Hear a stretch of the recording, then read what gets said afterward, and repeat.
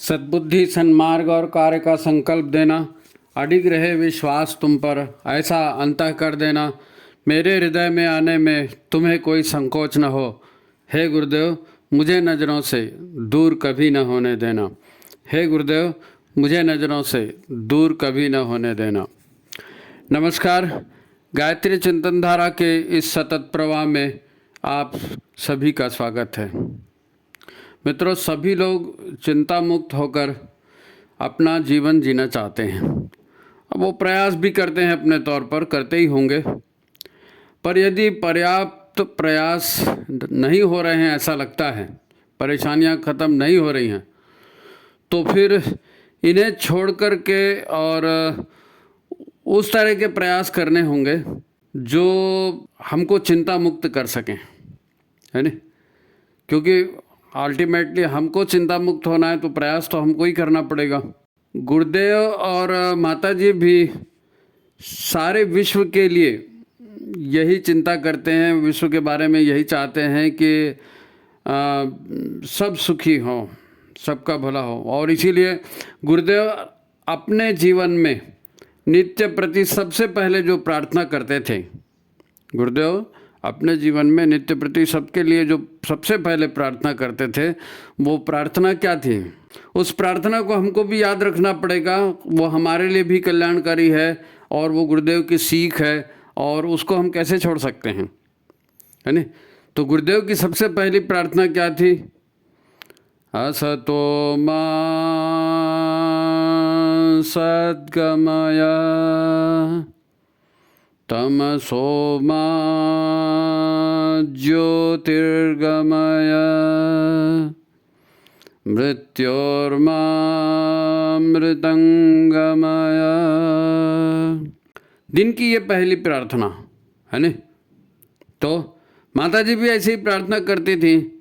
अब वो क्या करती थी, उतना उनका तो डॉक्यूमेंट उपलब्ध नहीं है, लेकिन हम लोग जब भी शांति कुंज में सुबेरे मिलने के लिए जाया करते थे, प्रणाम के लिए जाया करते थे, तो हमारे मन में तो एक ही प्रार्थना गूंज रही, हम उसी को माता जी की प्रार्थना मानते हैं। माता जी की प्रार्थना थी, भगवान बसो इस मन में तुम, यह मन देवालय हो जाए। अब ये गुरुदेव माता जी की प्रार्थना, गुरुदेव माता जी अपने लिए करते थे नहीं, वो हम सब के लिए करते थे। तो हम सब के लिए वो प्रार्थना करते थे, तो हम सबको उसी आधार पर चलना चाहिए, उसी आधार पर चलना चाहिए, है नहीं? दोनों प्रार्थनाएं हैं ही इसीलिए कि हम चिंता मुक्त होकर रहना सीखें।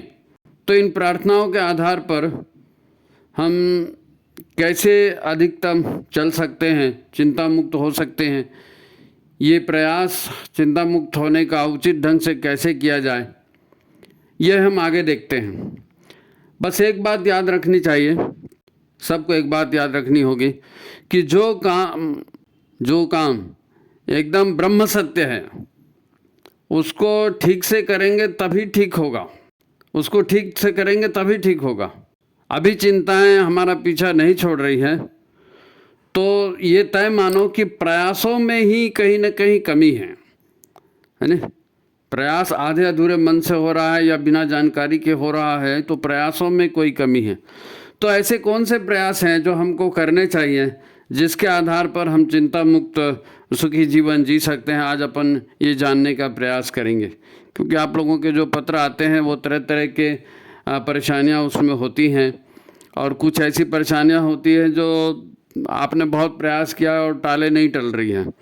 तो आज अपन देखेंगे, क्योंकि प्रयास हमको खुद को ही करना है, तो ये बात समझ में आने पड़ेगी, क्योंकि जीवन छोटा है और हम कम से कम अपना लाभ तो देखें, कम से कम अपना लाभ तो देखें। तो आपसे अनुरोध है कि आप वीडियो को लाइक कर लीजिए, शेयर कर दीजिए, और जिन्होंने चैनल को सब्सक्राइब नहीं किया है वो सब्सक्राइब भी कर लीजिए। ठीक है, तो फिर आगे शुरू करते हैं। सबसे पहले एक प्रमुख बात जो आप अपने जीवन में कर चुके हैं, और मैं समझता हूं जो आप कर चुके हैं इसके ऊपर आपको दृढ़ रहना चाहिए, और इस पर किसी तरह की पश्चाताप की बात भी नहीं है। और आपने किया है तो सोच समझ करके किया है, और ईश्वर भी ऐसे ही चाहते थे। क्या किया है आपने? आपने गुरु का वर्ण किया है, आपने गुरु बनाया है, और आपने गुरु से गायत्री मंत्र की दीक्षा ली है, पता नहीं कितने जन्मों का ये फल था, सुफल था, और उसकी वजह से ये हो चुका है। तो इस बात को जीवन में कभी नहीं भूलना कि हम अपने गुरु के शिष्य हैं और गुरु की छत्र छाया हमारे ऊपर बनी हुई है। ठीक है। अब जैसे जैसे हम अपनी पात्रता बढ़ाते जाएंगे, गुरुदेव का आशीर्वाद हमारे ऊपर और भी अधिक बलवान होकर के प्रकट होता दिखाई देगा। तो सबसे पहला एक प्रश्न ये है मेरा, यहीं से हम बात शुरू करेंगे। क्या आप किसी ऐसे घर में रह सकते हैं जहां बिजली नहीं है? फिर से कहूं, क्या आप किसी ऐसे घर में रह सकते हैं जहां बिजली नहीं है? मतलब आपके पास बहुत सारी बातें नहीं होंगी, आप मोबाइल चार्ज नहीं कर पाएंगे, आपके यहाँ लाइट नहीं जल पाएगी, तो अंधेरे में आप काम नहीं कर सकेंगे। बिजली के कितने सारे उपकरण हैं, वो कुछ भी आपके यहाँ नहीं चल पाएंगे। तो बिना बिजली के आप रह सकते हैं? जाहिर है नहीं रह सकते। क्यों नहीं रह सकते? क्योंकि बिजली के प्रकाश में सारे काम संभव हैं, बिजली की ऊर्जा में सारे काम संभव हैं, बिजली की ऊर्जा में और बिजली के प्रकाश में। और नहीं है तो हम रह नहीं सकते, यह आपका प्रत्यक्ष अनुभव है। याद करो, जब आपके यहाँ लाइट गोल हो जाती है ना, लाइट नहीं आती है तो कितनी बेचैनी होती है, क्या करें, कुछ समझ में नहीं आ रहा है, कब आएगी लाइट, कब आएगी लाइट, होती है कि नहीं होती है? तो जीवन में ऊर्जा के लिए और जीवन में प्रकाश के लिए तो गुरुदेव माता जी हैं। तो अगर हम बेचैन हैं, चिंताग्रस्त हैं, शोकातुर हैं, हमको कुछ समझ में नहीं आ रहा है, तो इसका मतलब क्या है? हमारे मन में लाइट नहीं जल रही है, हमारी बिजली गोल हो गई है। तो हमको पावर हाउस से जुड़ना पड़ेगा, है ना। फ्यूज़ उड़ गया तो फ्यूज़ को ठीक करना पड़ेगा, और नहीं तो बिजली वालों को बुलाना पड़ेगा, क्या भैया हमारे यहाँ की लाइट ठीक नहीं। काउंसलिंग यही तो होती है ना, समझाइश लोगों की। अब आपने अगर गुरु बनाया है और आप पावर हाउस से जुड़े हैं, तो ये काउंसलिंग कैसे होगी? काउंसलिंग कैसे होगी? अपनी बन की बात सबको बताते थोड़ी घूमोगे जी, हैं? उसने ऐसा किया, मैंने ऐसा किया, सबको बताओगे, तमाशा बन जाएगा। इसलिए उपासना है, उपासना है। आप उपासना करेंगे, गुरुदेव ने कहा ना, आप उपासना भगवान की, उपासना गुरुदेव की, है नहीं, साधना अपने आप की, और आराधना राष्ट्र की। उपासना साधना आराधना करते ना, तो आप नित्य उपासना करते हैं, तो आप गुरुदेव के पास बैठिए, और जब गुरुदेव के पास बैठेंगे, है ना, और गायत्री मंत्र का जाप करेंगे, उसके बाद आप गुरुदेव से प्रार्थना करिए, उनसे पूछिए कि मेरे से ऐसी ऐसी गलती हो गई है, मैं ऐसा नहीं करना चाहता था, या उसने ऐसा ऐसा कर दिया है, मेरी कोई गलती नहीं थी, या मैं ऐसे ऐसी मुसीबत में फंस गया हूँ। आप गुरुदेव से अपना प्रश्न कहिए, आप वंदनी माता जी से अपना प्रश्न कहिए। आपके यहाँ देव स्थापना इसीलिए की गई है कि देवता आपके घर में रहें, और आपके घर में अगर देवता हैं तो देवता से कनेक्शन जोड़ना है। तो देवता से कनेक्शन कैसे जुड़ता है? श्रद्धा और विश्वास के साथ, श्रद्धा और विश्वास के साथ। यदि आपकी मानसिकता यह है कि मैं 2 मिनट में पूजा करके निकलता हूँ और मैं 2 मिनट में जाप करके निकलता हूँ, पता नहीं आपकी श्रद्धा विश्वास फिर कहाँ टिकती है, नहीं टिकती, क्या होता है। लेकिन श्रद्धा और विश्वास अगर आप गुरुदेव के प्रति रखते हैं, वंदनी माता जी के प्रति रखते हैं, तो उपासना के समय आप अगर उनसे कुछ प्रश्न करते हैं तो उसके उत्तर निश्चित ही आपको मिलेंगे, उसके उत्तर निश्चित ही आपको मिलेंगे। कहीं कुछ पढ़ने के लिए मिल जाएगा, कहीं कोई सिनेमा का गीत मिल जाएगा, कहीं कोई बात दूसरा किसी तीसरे से बात कर रहा है और आप उसकी बात सुन लेंगे, आपको हो जाएगा। मेरे जीवन में, मैं हालांकि ऐसा बताना नहीं चाहिए, लेकिन अपने जीवन का अनुभव है, मैं क्या बता सकता हूँ। मिशन का काम करते हुए ही, समाज का काम करते हुए ही आपको तकलीफें होती है ना। हमको भी मिशन का ही काम करते हुए तकलीफें हुई हैं, और बहुत मर्मांतक पीड़ा हुई है, बहुत ही ज़्यादा। यानी कुछ भी कहीं भी मन नहीं लगता था, कुछ भी नहीं होता था। अब जैसे सब लोगों की आदत है, हमने भी आदत बना के रखी थी कि आपने भाई, बहुत सारे होते हैं ना, यज्ञ के साथ एक बुराई छोड़ो और एक अच्छाई ग्रहण करो, फलाना ठिकाना। तो कभी कह दिया था कि तंबाकू नहीं खाएंगे, कभी कह दिया था कि भाई चाय नहीं पिएंगे, तो कभी ये कह दिया था कि सिनेमा के गाने नहीं गाएंगे। लेकिन अब रह रहे हैं और मिशन का काम भी करना है, और तनाव की स्थितियां भी पैदा हो गई है, और नहीं भूल रहा है कि उसने ऐसा क्यों किया और मैंने मेरे साथ ऐसा क्या था और मैंने उसके भलाई के लिए ऐसा किया था। ये सारी बातें दिमाग में घूम रही हैं। अब गुरुदेव से प्रश्न कर दिया, उत्तर कैसे आएगा? उत्तर कैसे आएगा? उत्तर अपने भीतर से ही आएगा। मेरे भीतर से बात आई, वो बात मैं आपको बता रहा हूँ, कितनी सही है कितनी गलत है मैं ये नहीं कहता, आप ऐसा ही करिए, लेकिन मेरे भीतर जो बात आई, मैंने कहा कि मैंने सिनेमा के गाने गाना बंद कर दिया था, तो मैं सिनेमा के गाना, तो एक गाना मैं गाऊंगा तो मेरे को एनर्जी मिलेगी, एक गाना गाऊंगा तो मेरे को एनर्जी मिलेगी। तो मैंने गुरुदेव माता जी से ऐसी उपासना बैठा था, मैंने कहा गुरुदेव माफ़ करना, मैं जो है कसम खा चुका हूँ, है ना, मैंने आपको प्रॉमिस किया है यज्ञ के समय, लेकिन मेरे से रहते नहीं बन रहा, हर काम तो मेरे को करना है, जीवन भी सही ढंग से चलाना है, ऐसा भटकते और घुटते ऐसा तो जी नहीं सकता, तो मेरे को आत्म प्रेरणा की ज़रूरत है, मैं एक गीत गाना चाहता हूँ। और मैंने गुरुदेव माता जी से कहा और वो गीत जो है गाना शुरू कर दिया। मतलब अब बाथरूम में आदमी गाता है, साइकिल चलाते कहीं घूमते जा रहे हैं तो आदमी कुछ गुनगुनाता है, तो अपने आप को प्रेरणा मिले, अपने आप को सहारा मिले, ऐसा वो गीत था। एक पुरानी फिल्म थी आरती, शायद आरती पिक्चर, आरती नाम था उसका, पुराने पिक्चर थी, तो उसमें एक गाना था, कभी तो मिलेगी कहीं तो मिलेगी बहारों की मंजिल राही, लंबी सही दर्द की राहें, लंबी सही दर्द की राहें, दिल की लगन से काम ले, आँख के इस तूफान को पी जा, आहों के बादल थाम ले, आँख के इस तूफान को पी जा, आहों के बादल थाम ले, दूर तो है पर दूर नहीं है, दूर तो है पर दूर नहीं है बहारों की मंजिल राही। ये एक गीत था और इसमें बड़ी उम्मीद भरी ऐसी पंक्तियां थी कि डाले हुए है रात की चादर, सितारों की मंजिल राही, वो कभी रात की ढल जाएगी फिर तो अच्छे समय आएगा, इस टाइप का, मतलब अपने आप को मजबूत बनाने की, अपने आप को सहारा देने की बात थी। और उस गीत को मैंने गाना शुरू किया और धीरे धीरे करके मेरी लाइफ जो है वो नॉर्मल होते गई। देखो अपने को प्रेरणा कहाँ से मिल सकती है, हम अपने आप को मजबूत कैसे बना सकते हैं, इसका चिंतन हमको करना पड़ेगा। हमारे अपनी जो पर्सनल प्रॉपर्टी है, हमारे गुण धर्म है, हमारे विचार है, हमारी शैली है जीवन की, हमारी क्षमता है, ये हमको मालूम है, और कहाँ हम अटक रहे हैं ये भी मालूम है नहीं। तो उस संदर्भ में गुरुदेव माता जी से जब आप कहेंगे और उपासना के समय इस तरह से बात करेंगे तो कहीं ना कहीं से आपको इंडिकेशन मिलेगा, कहीं ना कहीं से उसका इंडिकेशन मिलेगा। बहुत से सिनेमा आते हैं और उसमें बहुत सारी प्रेरक बातें भी रहती हैं। एक फिल्म आई थी और उसमें एक गज़ल थी, और वो हालांकि मैं गज़ल तो गाता नहीं, लेकिन उसके बावजूद वो गज़ल बहुत महत्वपूर्ण है। कभी किसी को मुकम्मल जहाँ नहीं मिलता, कभी किसी को मुकम्मल जहाँ नहीं मिलता, कभी ज़मीन तो कभी आसमान नहीं मिलता, एक शेर है उसमें का, और ये हम सब पर लागू होता है। हे भगवान मेरे से ही क्या गलती हो गई, मैं ही क्यों परेशान हूँ। अरे भाई भगवान राम का राज्याभिषेक हुआ, नई नई दुल्हन आई थी और उनको वनवास मिल गया। अब इससे बड़ी ट्रेजेडी कुछ हो सकती है? इससे बड़ी ट्रेजेडी कुछ हो सकती है?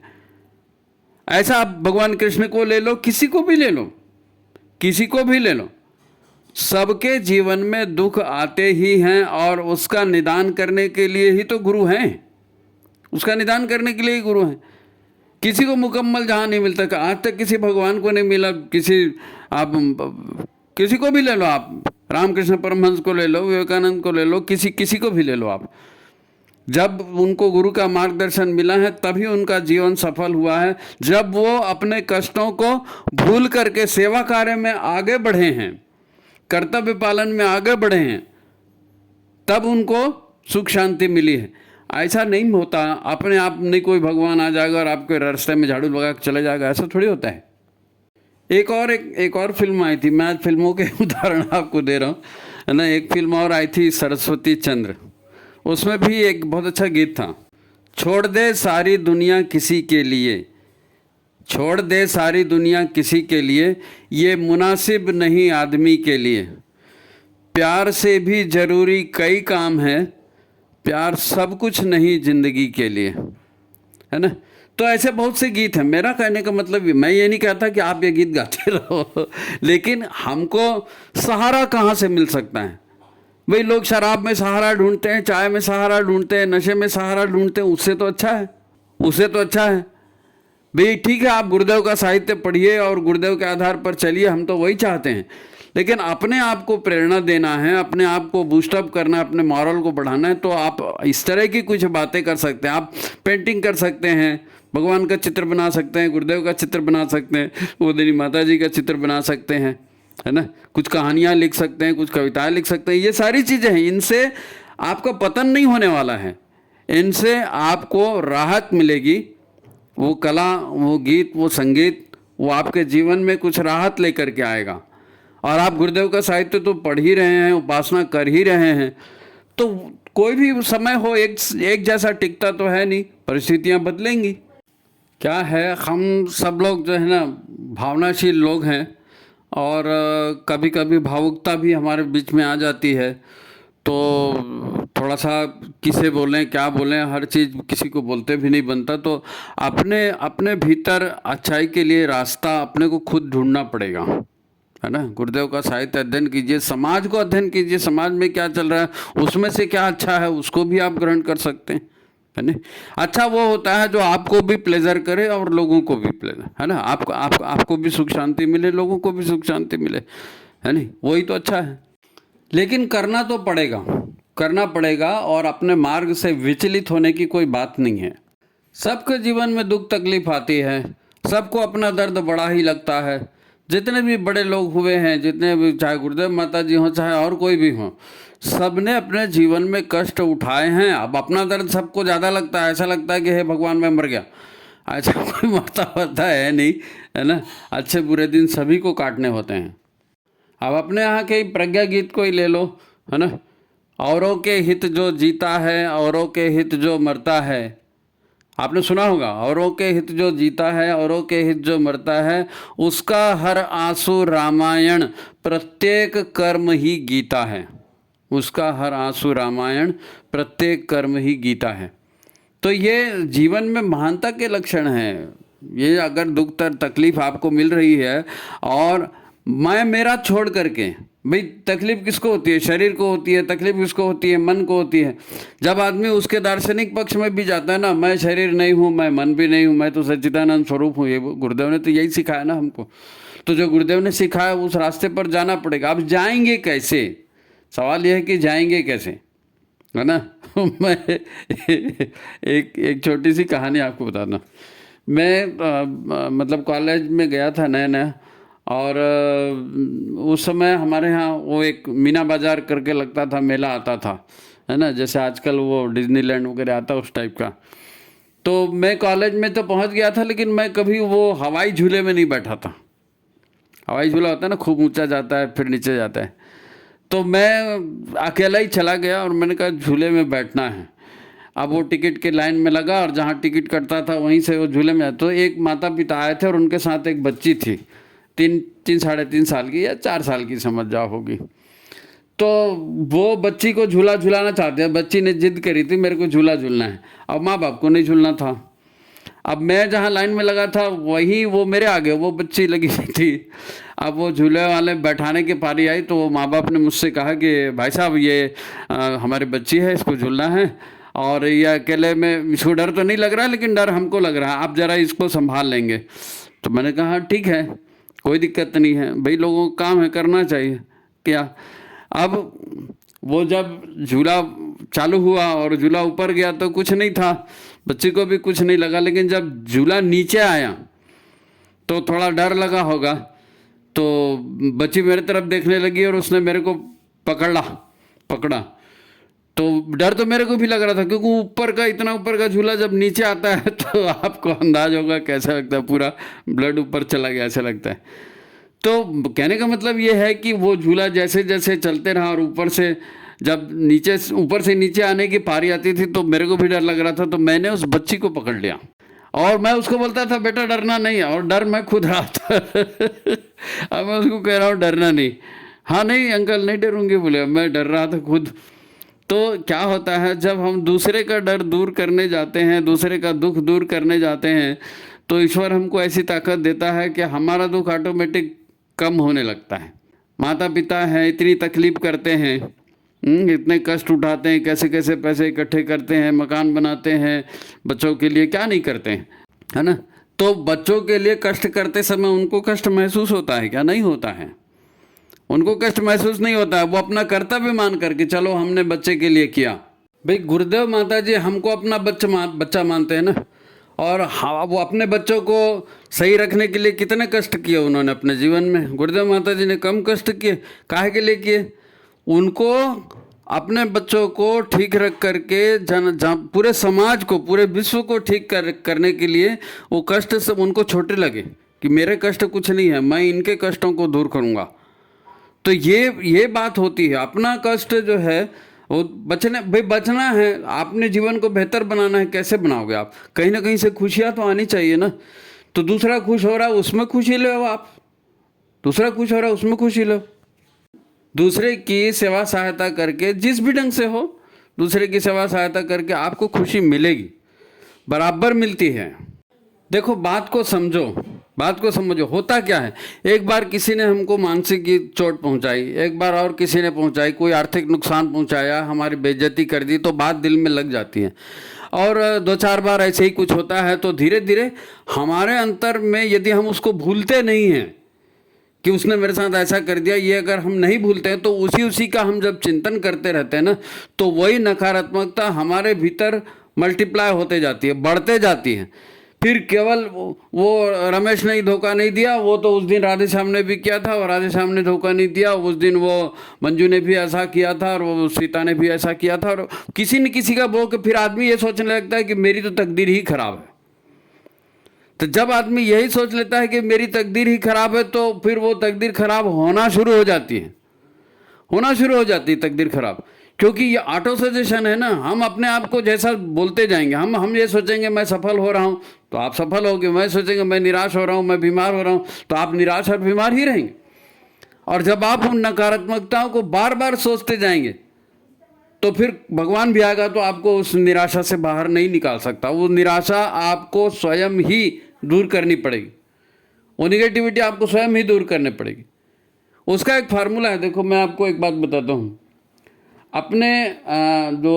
अपने भीतर की नकारात्मकता बढ़ने ना पाए, उसके लिए बढ़ने ना पाए। भाई देखो अच्छे बुरे दिन आते हैं, अच्छी बुरी घटनाएं होती हैं, उन घटनाओं को आप नहीं रोक सकते, लेकिन घटनाओं की अपने भीतर प्रतिक्रिया क्या हो रही है, इस प्रतिक्रिया को जागरूक रहकर आप रोक सकते हो। जागरूक रहकर आप इस प्रतिक्रिया को रोक, मुक्त चिंतन करिए, गलती किसकी थी, क्या थी मेरी। तो अगर अपनी गलती है तो अपन खुद सॉरी करें, गुरुदेव के सामने सॉरी बोलें, उसको हो सकता है उसको सॉरी बोलें, और न्यूट्रलाइज करें, संबंध को सामान्य करें। लेकिन परिस्थिति क्या है, एक देखो एक बहुत बुरी परिस्थिति आती है, आदमी उसी चीज़ को सोचते रहता है जी, बरसों दिमाग में वही चलते रहता है, बरसों दिमाग में वही चलते रहता है। तो उसके लिए क्या है, मान लो कोई काम है आपको करना है, आप नहीं कर पा रहे हैं, आपको लगता है कि काम मेरे को करना चाहिए, अमुक चीज़ मुझको मिलनी चाहिए, ऐसा मेरे फेवर में होना चाहिए, लेकिन नहीं हो रहा है। तो नहीं हो रहा है तो अब होना चाहिए, नहीं हो रहा है, होना चाहिए, नहीं हो रहा है, तो मेरी तकदीर ही खराब है, उसको ये इतना आता है, मेरे को तो ये नहीं आता, वो उसमें ज़्यादा गुणवत्ता है, मेरे में कम गुणवत्ता है, उसकी तकदीर ज़्यादा अच्छी है, मेरी तकदीर कम तक अच्छी। तो इस तरह की नकारात्मक बातें सोचने के बजाय आप 2 फार्मूले पर काम कीजिए। पहला फार्मूला यह है कि यदि आपको मालूम है कि ये जो काम है, ये काम कैसे करना है, ये काम कैसे करना है, चाहे किसी को समझाना हो, चाहे पैसे कमाना हो, चाहे जीवन की किसी तकलीफ की बात हो, यदि आपको उस काम को करने का तरीका मालूम है तो आप उस काम को कर डालिए, सोचते मत रहिए। अधिकांश लोग सोचते रहते हैं करूं कि नहीं करूं, फिर करूंगा तो बिगड़ तो नहीं जाएगा, ऐसा नहीं होगा तो ऐसा हो जाएगा। अरे तब बिगड़ तो ऑलरेडी गया है। जब आप चिंता कर रहे हो और कुछ काम धाम आपका नहीं हो रहा है, मतलब आप तो भीतर बिगाड़ कर ही रहे। तो आपको अगर कुछ उसका समाधान मालूम है तो आप कर डालिए। ज़्यादा से ज़्यादा क्या होगा, गलत होगा, गलती होगी तो ठोकर मिलेगी, तो ठोकर सह लेंगे, लेकिन ये समस्या तो दिमाग से हट जाएगी। तो यदि आप पहला सूत्र यह है कि यदि कोई काम आपसे नहीं बनता है और आपको लगता है कि ऐसे ठीक हो सकता है, तो उसको वैसे करके ठीक कर लो, फिर आगे जो होगा देखेंगे, है नहीं। आप जागरूक हैं, आपने गलती होगी तो सॉरी कर देंगे, नहीं होगा तो फिर ठीक है, अच्छी बात है, हो जाएगा। अगर वो काम आपसे नहीं बनता, वो काम आपसे नहीं बन सकेगा, आपको बिल्कुल ऐसा लगता है कि मेरा चरित्र अलग है, मेरी सोच अलग है, मेरी परिस्थिति अलग है और ये काम तो मैं कर ही नहीं सकता, तो जब आपको मालूम है कि मैं ये काम कर ही नहीं सकता, तो उसको सोच सोच के अपने दिमाग का दही क्यों बनाते हो? नहीं, आपको मालूम है ना ये मेरे से नहीं होगा, कोई मेरी मदद नहीं कर सकता, तो कोई तुम्हारी मदद नहीं कर सकता, तुम्हारे से भी नहीं बन रहा है, तो सोच सोच के अपने दिमाग का दही क्यों बनाना? मत सोचो उसको, या तो कर लो या तो फिर मत करो, उसको छोड़ दो भगवान भरोसे। अरे भाई, ईश्वर की बनाई हुई दुनिया है, ईश्वर ही सुख देता है, ईश्वर ही दुख देता है। परिस्थितियां जो हमने नकारात्मक सकारात्मक ऊर्जा के रूप में इकट्ठी करके रखी हैं, उसी के अब तो परिणाम आ रहे हैं। ये तो हर एपिसोड में बोला जाता है, कर्मों का फल। अब आपसे नहीं बन रहा है ना, तो आप उसको ईश्वर पर छोड़ दीजिए। जाहे विधि राखा राम ताहे विधि रहिए। पहले तो अपना पुरुषार्थ करिए, नहीं बनता है तो भगवान जैसे दो, उसके सिवा और क्या तरीका। फिर उससे आपको दिल को तसल्ली आएगी कि हाँ भाई, हे भगवान, हे गुरुदेव, ये मेरे से नहीं बनता, ये ऐसा ऐसा था, ये ऐसा कर दिया, अब आप इसको देखो, आप जाने, आपका काम जाने, मैं तो दूसरा काम पकड़ रहा हूँ। जीवन कोई ऐसा घुट घुट के मरने के लिए थोड़ी है। फिर जिंदगी में एक ही काम थोड़ी है जी, 50 काम रहते हैं। ये काम नहीं हुआ वो काम कर दिए, वो काम नहीं हुआ वो काम कर दिए। आप तो इतने बड़े हो, आपने परीक्षाएं दी होंगी, परीक्षा है 10 प्रश्न आए, उसमें से कोई भी 6 करिए 7 करिए, ऐसा होता था पहले, तो होता था, आजकल क्या होता है पता नहीं। तो उसमें चॉइस रहती है। अपन क्या करते हैं, जो प्रश्न सरल लगता है उसको पहले करते हैं, जो अपने से बनता है उसको करिए, जो नहीं बनता है उसी सवाल को सोचते सोचते 3 घंटा पार कर दोगे तो परीक्षा में आपको एक भी प्रश्न का उत्तर नहीं दोगे तो फेल हो जाओगे ना। इसलिए जीवन में कहीं गाड़ी जीवन की अटक गई है, कर सकते हैं कर दें, नहीं कर सकते तो गुरुदेव भगवान पर छोड़ दीजिए, उसको जाने दीजिए कि हाँ ठीक है, जो भी ईश्वर की इच्छा होगी वो हो जाएगा, चलो मैं दूसरा काम करता हूँ। है नहीं भाई, जो प्रश्न नहीं आता उसको छोड़ो ना, जो आता है उसको करो। अपने आप को चिंता मुक्त करना ये हमारा काम है ना, दूसरा थोड़ी करेगा। चिंता हमारे मन में हमने पैदा की है, हम चाहें तो चिंता को छोड़ सकते हैं लेकिन नहीं छोड़ पा रहे हैं। तो इतना तो मालूम है कि चिंता से मुक्त होना हमारा काम है, तो काम हमको करना पड़ेगा है। अब हमारे अंदर मनोबल नहीं है, शारीरिक बल नहीं है, तो भाई शरीर व्यायाम कीजिए, शरीर को ठीक कीजिए। मनोबल नहीं है, गुरुदेव का साहित्य अध्ययन कीजिए, अपना ज्ञान बढ़ाइए, हैं, साधना कीजिए, गायत्री मंत्र का जाप कीजिए, अनुष्ठान कीजिए, अपने आप को भीतर से बलवान बनाओ ना। नहीं साहब, हमारा मन नहीं लगता, तो मन को बताओ कि आप, मैं गायत्री अनुष्ठान कर रहा हूँ, मैं ये उपास कर रहा हूँ और मैं इस तरह से कर रहा हूँ, ये मेरे मनोबल को बढ़ाने के लिए, और ऐसा मैं करूँगा तो गुरुदेव ने कहा है ऐसा करने से तुम्हारी ताकत बढ़ेगी, तो बढ़ेगी ना, बढ़ेगी। आपके घर में गुरुदेव माता जी हैं, उनकी बात आपको याद नहीं रखोगे तो कैसे करेगा काम हैं। आपने घर में लाइट जला लिया और आंख बंद के काम करोगे तो ठोकर खाओगे। तो लाइट जलाई तो लाइट का उपयोग करो, गुरुदेव माता जी हैं तो उनके ज्ञान का उपयोग करो ना, करो उनके ज्ञान का उपयोग।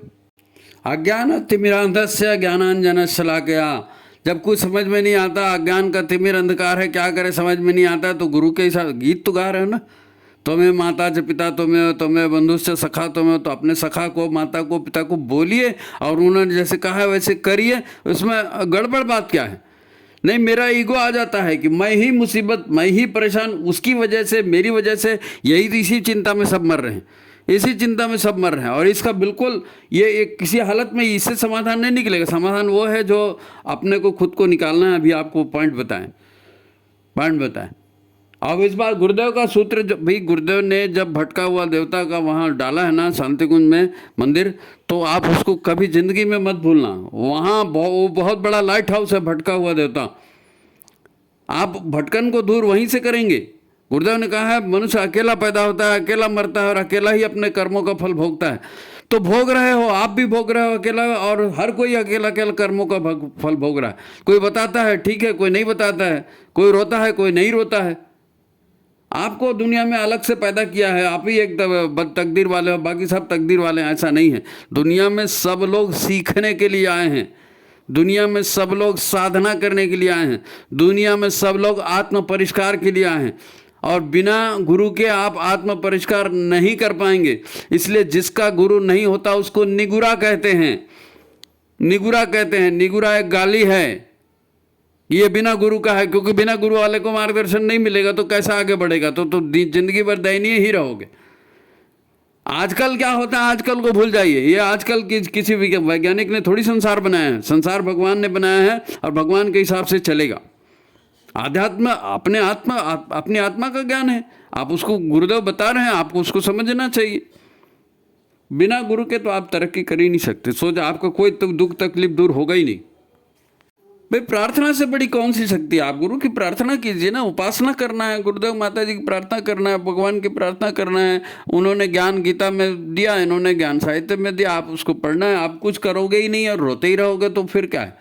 चिंता मुक्त होना संभव है, लेकिन प्रयास तो आपको करना पड़ेगा। हमने अपना जिंदगी का उदाहरण आपको बता करके बताया कि प्रयास ऐसे किए जाते हैं।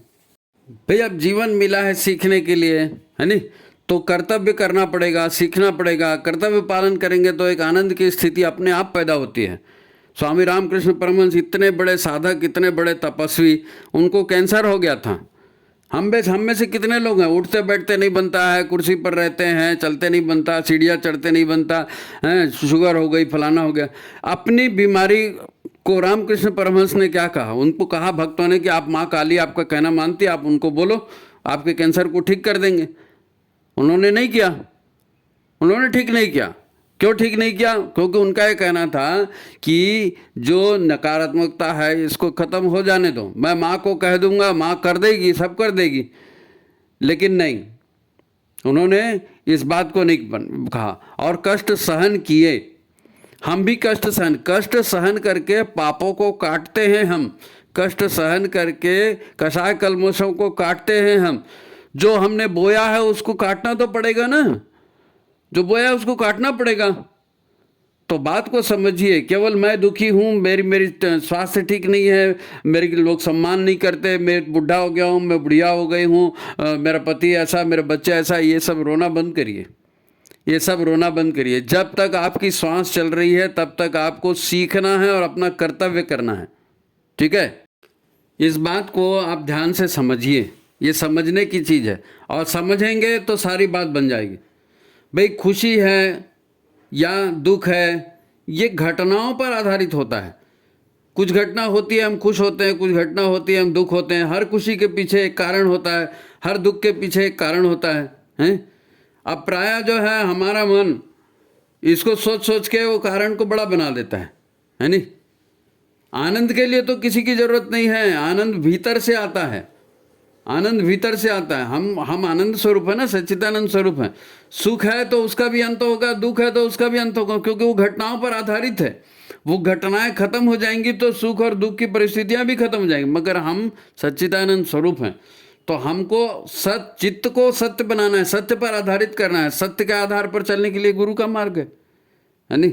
तो उसी के आधार पर चलेंगे, आनंदमय स्थिति वहीं से प्राप्त होगी, आनंदमय स्थिति वहीं से प्राप्त होगी। होता क्या है, व्यक्ति अपने जीवन पर ठप्पा लगा लेता है जी, और फिर वो ठप्पा उसकी पहचान बन जाता है। ये खुश रहने वाला आदमी खुश मिजाज आदमी है, ये दुख रहने वाला भुनभुना आदमी है, ये चिड़चिड़ा आदमी है, ये क्रोधी आदमी है। और अब आदमी कर करके उसी चीज़ में अपने ऊपर ठप्पा लगा लेता है। वो एक या दो है ना भावों के इर्द गिर्द पूरा जीवन चला देता है। ये भाव जो है ये हमारी पहचान बनाते हैं, ये भाव हमारी पहचान बनाते हैं, है ना? और इसमें से बहुत सारी पहचान हम पिछले जन्मों से लेकर के आए हैं, और बहुत सी पहचान अभी हम आदतें बनाते हैं। मतलब क्या, यही तो है आदत बनाना, है ना? तो आदत अपनी ये मत बनाओ, आदत अपनी ये बनाओ कि हम अकेले नहीं हैं, गुरुदेव माता जी के पुत्र हैं, गुरुदेव माता जी के बच्चे हैं। और इस बात को यदि आपने गुरु का सहारा छोड़ दिया तो नाव मझधार में है, फिर आपको कोई नहीं बचा सकता। और अभी जो युग परिवर्तन की स्थितियां हैं, जिस हिसाब से समाज टूट रहा है, परिवार टूट रहा है, व्यक्ति तनावग्रस्त है, एक एक व्यक्ति, तो आप अपने आप को ही सुधारेंगे और आप गुरु के इशारों पर ही सुधार पाएंगे, गुरु के इशारों पर ही सुधार पाएंगे। और आपको अपने आप को ही सुधारना है, ठीक है? तो आज की बात समाप्त। वीडियो अच्छा लगा है तो वीडियो को लाइक करिए, शेयर करिए, सबको चैनल को सब्सक्राइब करिए, है ना? वंदनी माता जी आपकी सहायता करेंगे। सभी को प्रणाम। नमस्कार।